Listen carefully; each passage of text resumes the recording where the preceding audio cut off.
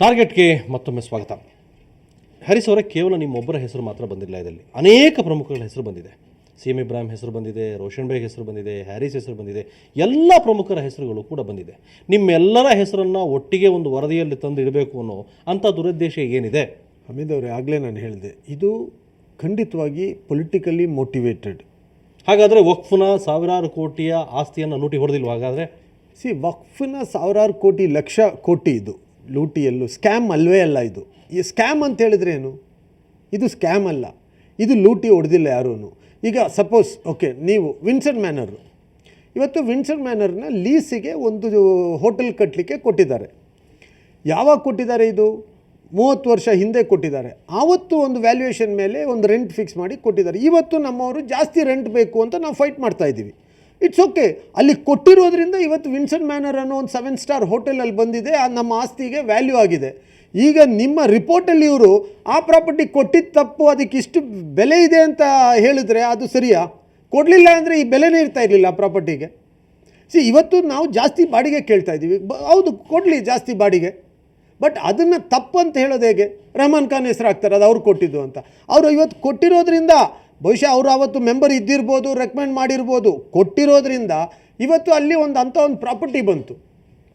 ನೋಡಿ, ರಿಪೋರ್ಟಲ್ಲಿರುವಂಥ ಒಂದು ಹೆಸರಲ್ಲಿ ಕೂಡ ಯಾರೂ ಕೂಡ ಏನನ್ನು ಈಗಾಗಲೇ ತಾವು ಹೇಳಿದಾಗೆ ಈ ರೀತಿಯ ಅನೇಕ ವಕ್ಫ್ ಆಸ್ತಿಗಳನ್ನು ಲೀಸ್ಗೆ ಅಥವಾ ಇನ್ನಿತರ ಕಾರಣಗಳಿಗೆ ಕೆಲವರು ಏನು ಮಾಡಿದರೆ ಅದನ್ನು ಮಾರಾಟ ಮಾಡಿದ್ದಾರೆ. ವೈಯಕ್ತಿಕವಾಗಿ ವಕ್ಫ್ ಪ್ರಾಪರ್ಟಿನ ಯಾರಿಗೂ ಮಾರಾಟ ಮಾಡ್ಲಿಕ್ಕೆ ಆಗಲ್ಲ. ಹಾಗಾದ್ರೆ ಯಾರು ಅದನ್ನ ತಗೊಳಕ್ಕಾಗಲ್ಲ. Nobody can change the utility of the Waqf property. Benefit should go to the beneficiary. ನೋಡಿ, ಬೆಳಗಾಂನಲ್ಲಿ ಕೆಲವು ಕಡೆ ಕೆಲವ್ರನ್ನ ಅರೆಸ್ಟ್ ಮಾಡಲಾಯಿತು. ಆ ಸಂದರ್ಭದಲ್ಲಿ ಕೆಲವು ಗದ್ದಲಗಳಾಗಿತ್ತು, ತಾವು ಗಮನಿಸಿರ್ಬೋದು. ಅಲ್ಲಿ ಕೆಲವರು ಸೇಲ್ ಡೀಡೇ ಮಾಡಿಕೊಟ್ಬಿಟ್ಟಿದ್ದಾರೆ ವಕ್ಫ್ ಪ್ರಾಪರ್ಟಿನ. ಅದೆಲ್ಲ ಹೇಗೆ ಸಾಧ್ಯ ಆಯಿತು? ಈಗ ನಾನೊಂದು ಮಾತು ಕೇಳ್ತೀನಿ. ವಕ್ಫ್ ಅನ್ನೋದನ್ನು ನಾವು ವಕ್ಫ್ ಆಗಿ ರಿಜಿಸ್ಟ್ರ್ ಮಾಡಿದರೆ ಆ ಪ್ರಾಪರ್ಟಿನ ಯಾರಿಗೂ ಸೇಲ್ ಡೀಡ್ ಮಾಡಿ ಕೊಡ್ಲಿಕ್ಕೆ ಸಾಧ್ಯವೇ ಆಗಲ್ಲ.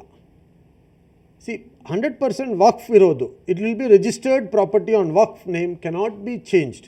You cannot register it to anybody. ಯಾರಿಗೂ ಮಾಡಿಕೊಡೋಕ್ಕೆ ಸಾಧ್ಯವಾಗಲ್ಲ, ಅದು ಸುಳ್ಳು. ಎಲ್ಲಾದರೂ ಒಂದೇ ಒಂದು ಡಾಕ್ಯುಮೆಂಟ್ ತೋರಿಸ್ಲಿ ಇವರು, ವಕ್ಫ್ ಅಥಾರಿಟಿ ರಿಜಿಸ್ಟರ್ ಮಾಡಿ ಸೇಲ್ ಮಾಡಿರೋದು, ಕೊಟ್ಟಿರೋದು ಅಲ್ಲ. ಅದಕ್ಕೆ ಯಾರು ಬೇರೆ ದಾಖಲೆಗಳನ್ನು ಸೃಷ್ಟಿ ಮಾಡಿಕೊಂಡು ಈ ಪ್ರಾಪರ್ಟಿಗಳನ್ನ ಎತ್ಕೊಂಡು ನೋಡಿ. ಈಗ ನಾನು ಹೇಳೋದು, ಬೇರೆ ದಾಖಲೆಗಳು ಸೃಷ್ಟಿಯಾಗಿದ್ದರೆ, ಇನ್ನೊಂದಾಗಿದ್ದರೆ ಸರ್ಕಾರಕ್ಕೆ ಎಷ್ಟೊತ್ತು ಬೇಕು ಅದನ್ನು ಚೇಂಜ್ ಮಾಡಲಿಕ್ಕೆ? ರೆವೆನ್ಯೂ ಅವರಿಗೆ ಇವತ್ತು ಸರ್ಕಾರಕ್ಕೆ ಇದ್ರ ಬಗ್ಗೆ ಒಳ್ಳೆಯ ಉದ್ದೇಶ ಇದ್ದರೆ ಕರೆದು, ಈಗ ನಿಮಗೆ ಗೊತ್ತಿಲ್ಲ, ಬೆಳ್ಳಹಳ್ಳಿ ಅನ್ನೋ ಒಂದು ಗ್ರಾಮ ಇಲ್ಲಿ ನಮ್ಮ ದೇವನಹಳ್ಳಿ ಹತ್ರ 652 ಎಕರೆ ಜಮೀನು. ಅದನ್ನು ಸರ್ಕಾರ ಜಮೀನು ಅನ್ನೋದಂದರೆ ಸರ್ಕಾರನೇ ಅದನ್ನು ತೊಗೊಂಡ್ಬಿಟ್ಟಿದ್ದಾರೆ. ಈಗ ಅದನ್ನು ವಾಪಸ್ ಕೊಡ್ಬೋದು ಗೌರ್ಮೆಂಟ್ ಮನ್ಸು ಮಾಡಿದರೆ. ಅಲ್ಲಿ ಅದನ್ನು ಸರ್ಕಾರ ರೀಗ್ರ್ಯಾಂಟ್ ಮಾಡಿದೆ, ಬೇರೆಯೊಬ್ರಿಗೆ ಕೊಟ್ಟಿದ್ದಾರೆ, ಏನೇನೋ ಮಾಡಿದ್ದಾರೆ. ಅದನ್ನು ಯಾವ ಥರ ಇದು ಮಾಡ್ತೀರಾ? Today government has to say we will give back to Waqf. ಕೊಡಲಿ ಅವರು. ಇಲ್ಲೇನಾಗಿದೆ, ಉದ್ದೇಶನೇ ಬೇರೆ. ನಮ್ಮ ಅನ್ವರ್ ಮಾಣಿಪ್ಪಾಡಿ ಮಾತಾಡುವಾಗ ಹೇಳ್ತಾರೆ, ಬೈಠಕ್ಕಲ್ಲಿ ತೀರ್ಮಾನ ಮಾಡಿದ್ವಿ, ಬೈಠಕ್ಕಲ್ಲಿ ತೀರ್ಮಾನ. ಇವ್ರು ಬೈಠಕ್ ಎಲ್ಲಾಗೋದು? RSS ಹೆಡ್ ಕ್ವಾರ್ಟರ್ಸಲ್ಲಿ ಬೈಠಕ್ ಆಗೋದು.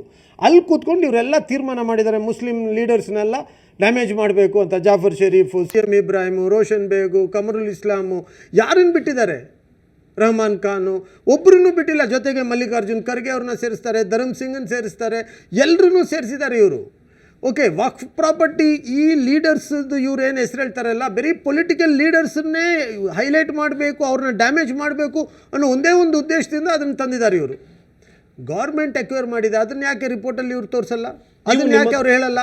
Government is the biggest grand labour of Waqf property. ನೀವು ನಿಮ್ಮ ತಪ್ಪನ್ನು ಮುಚ್ಕೊಳ್ಳೋದಕ್ಕೆ ಏನಾದರೂ ವಾದ ಮಾಡ್ತಾ ಇದ್ರೆ? ಇದನ್ನೆಲ್ಲ ತಪ್ಪೇ ಮಾಡಿಲ್ಲ, ನಾನು ಯಾಕೆ ಮುಚ್ಚೋದಲ್ಲಿ ಬಂತು? I have not done anything wrong. ನೀವು ಇನ್ನೊಂದು ಪತ್ರಿಕಾಗೋಷ್ಠಿ ಮಾಡ್ತಾ ಹೇಳ್ತಾ ಇದ್ರಿ, ಕಾಂಗ್ರೆಸ್ ಅನ್ನ ತುಳಿಯೋ ಪ್ರಯತ್ನ ಮಾಡ್ತಾ ಇದ್ದಾರೆ. ಹಾಗಾದ್ರೆ ಇದು ನೀವು ರಾಜಕೀಕರಣ ಮಾಡ್ತಾ ಇದ್ರಿ ಇದನ್ನ? ಅವರು ಯಾಕೆಂದ್ರೆ ನೀವು ರಾಜಕೀಯ ಉದ್ದೇಶಕ್ಕೆ ಇದನ್ನ ಬಳಸ್ಕೋತಾ ಇಲ್ಲ. ನಾವು ನೋಡಿ, ನಾನು ಮುಸ್ಲಿಂ ಸಮುದಾಯಕ್ಕೆ ಸೇರಿರುವಂಥವನು. ನನ್ನ ಜಾತಿ ಬಗ್ಗೆ, ನನ್ನ ಜನಾಂಗದ ಬಗ್ಗೆ ನನಗಿರುವಂಥ ಏನೋ ಒಂದು ಮನಸ್ಸಲ್ಲಿರುವಂಥ ಒಂದು ಪ್ರೀತಿ, ವಿಶ್ವಾಸ, ನಂಬಿಕೆ, ಅದು ಬೇರೆ. ನಾವು ರಾಜಕೀಯಕ್ಕೆ ಉಳಿಸ್ಕೊಂಡ್ರೆ ನಾವು ಮತ್ತೆ ರಾಜಕೀಯ ಮಾಡಿ ಪ್ರಯೋಜನ ಆಗೋದಿಲ್ಲ. ಇದು ನಾಳೆ ನಾವು ನಮ್ಮ ಇದೆಲ್ಲ ಕೊನೆ ಎಂಡ್ ಆದಮೇಲೆ ಹೋಗಿ ಅಲ್ಲೇ ಅವನಿಗೆ ಉತ್ತರ ಕೊಡಬೇಕಾಗುತ್ತೆ. ನಿಮ್ಮ ಹತ್ರ ಕೊಡೋ ಉತ್ತರ ಕೋರ್ಟಲ್ಲಿ ಕೊಡೋ ಉತ್ತರ ಅಲ್ಲ. ಅದು ಭಾಳ ವ್ಯತ್ಯಾಸವಾದಂಥ ಒಂದು ಇದೇ ಥರ ನಮ್ಮನ್ನು ಒಂದು ಜುಡಿಷಿಯಲ್ ಎನ್ಕ್ವೈರಿ ಮಾಡ್ತಾರೆ. ಏನದು? ಅನ್ವರ್ ಮಾಣಿಪ್ಪಾಡಿ ಅವ್ರ ವರದಿಯನ್ನು ನೀವು ಒಪ್ಪಲ್ಲ, ಅದೆಲ್ಲ ಸುಳ್ಳು, ಅದಕ್ಕೆ ದಾಖಲೆ ಇಲ್ಲ ಅನ್ನೋದಾದರೆ ಅಷ್ಟೆಲ್ಲ ಸರ್ಕಸ್ ಮಾಡಿ ರಾಜ್ಯ ಎಲ್ಲ ಸುತ್ತಿ ಅವ್ರು ಕೊಟ್ಟರೆ ವರದಿ ಅದು ಬರೀ ಸರ್ಕಸ್ಸಲ್ಲಿ ಜೋಕರ್ ಇರ್ತಾರಲ್ವಾ, ಅದು ಜೋಕರ್ ಮಾಡಿರೋವಂಥ ಸರ್ಕಸ್ ಅಷ್ಟೇ. ಬೇರೆ ಏನೂ ಇಲ್ಲ ಅಲ್ಲಿ.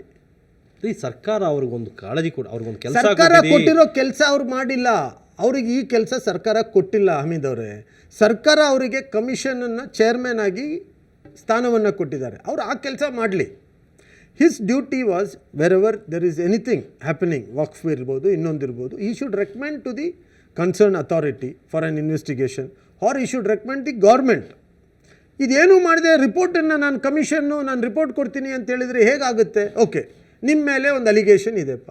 ಒಂದು ಕಮಿಷನ್ ಏನು ಮಾಡಬೇಕು? ನಿಮ್ಗೊಂದು ನೋಟಿಸ್ ಕೊಟ್ಟು ನಿಮ್ಮನ್ನು ಕರೆಸ್ಕೋಬೇಕು ತಾನೆ, ನಿಮ್ಮ ಹತ್ರ ಕೇಳಬೇಕು ತಾನೆ, ನಿಮ್ಮ ಮೇಲೆ ಈ ಥರ ಅಲಿಗೇಷನ್ ಇದೆ, ಏನು ಹೇಳ್ತೀರಾ ಅಂತ.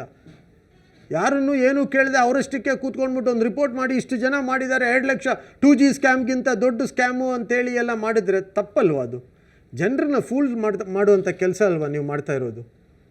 ನೀವು ಹೇಳಿ, ನಮ್ಮ ಜನಕ್ಕೆ ನೀವು ನಿಮ್ಮ ಮೀಡಿಯಾ ಮುಖಾಂತರ ಏನಾದರೂ ಒಂದು ಹೋದರೆ ಅವ್ರು ಅದನ್ನು ಓದಿದರೆ ಅವ್ರು ಅದೇ ಸತ್ಯ ಅಂತ ತಿಳ್ಕೊಳ್ತಾರೆ. ನನ್ನ ಬಗ್ಗೆ ಹೇಳ್ಬೋದು, ಯಾರ ಬಗ್ಗೆ ನೀವು ಹೇಳ್ಬೋದು. ನೀವು ಸತ್ಯ ಇಲ್ಲದೆ ಇರೋದು ಹೇಳಿದಾಗ ನಾವು ಯಾವ ಥರ ಅದನ್ನು ಸರಿ ಅಲ್ಲ ತಪ್ಪು ಅನ್ನೋದು ಹೇಳೋದು? ಕರೆಕ್ಟ್. ಹರೀಶ್ ಅವ್ರು ನಿಮ್ಮ ಜೊತೆ ಇನ್ನಷ್ಟು ಮಾತಾಡ್ತೀನಿ. ಅದಕ್ಕೆ ಮೊದಲು ಒಂದು ಚಿಕ್ಕ ಬ್ರೇಕ್.